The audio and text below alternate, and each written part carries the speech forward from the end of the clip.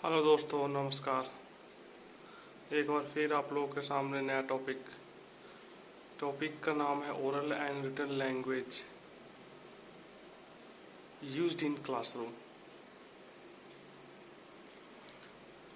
मौखिक और लिखित भाषा को बारी बारी से हम लोग जानेंगे कि इसका क्या महत्व है क्लासरूम में।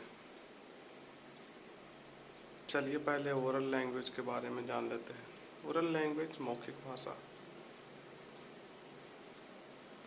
जन्म के उपरांत से ही मौखिक भाषा का उपयोग सर्वसाधारण के लिए आवश्यक हो जाते हैं, क्योंकि मौखिक भाषा भाषा का अभिन्न अंग है। अतः हम लोग देखते हैं कि जड़ और चेतन से ही वस्तुओं में भी अपनी भाषा होती है। उदाहरण के तौर पर मुख्य प्राणी जैसे कुत्ते की भी अपनी अलग भाषा होती है। वे अपनी भाषा में प्यास का इजहार किसी व्यक्ति के सामने हांफते हुए कहता है। ठीक उसी प्रकार से पेड़ पौधे में भी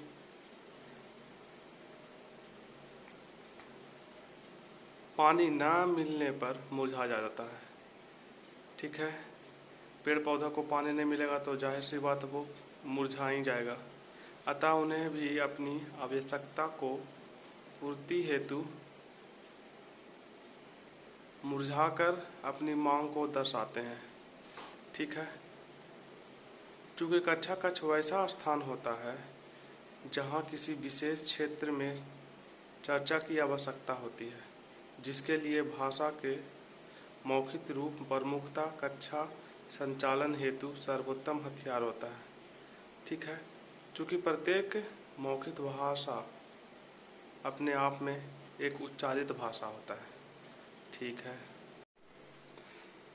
जिसका हम लोग प्रतिदिन बोलचाल के रूप में व्यवहार करते हैं।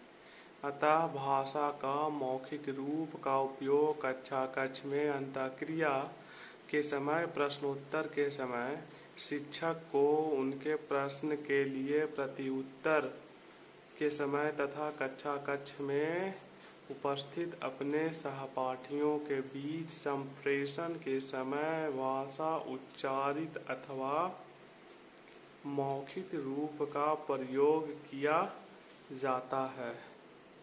ठीक है, इस तरह से मौखिक भाषा को देखा। अब आगे देखते हैं रिटन लैंग्वेज, लिखित भाषा।